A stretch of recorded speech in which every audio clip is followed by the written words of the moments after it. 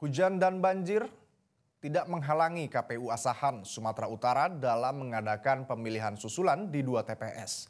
Pemilihan susulan dilakukan lantaran waktu pencoblosan tanggal 27 kawasan ini dilanda banjir.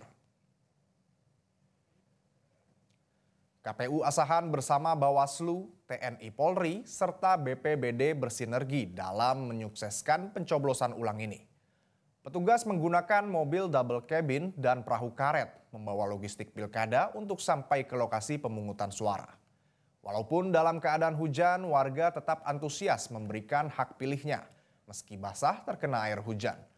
Ketinggian banjir saat ini masih mencapai hingga 50 cm. Menurut Ketua KPU Asahan, pemungutan susulan dilakukan agak terlambat lantaran masih diguyur hujan dan banjir.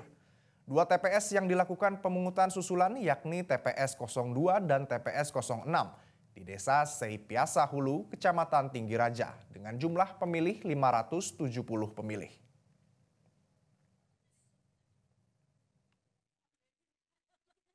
Jelajahi cara baru mendapatkan informasi. Download Metro TV Extend sekarang.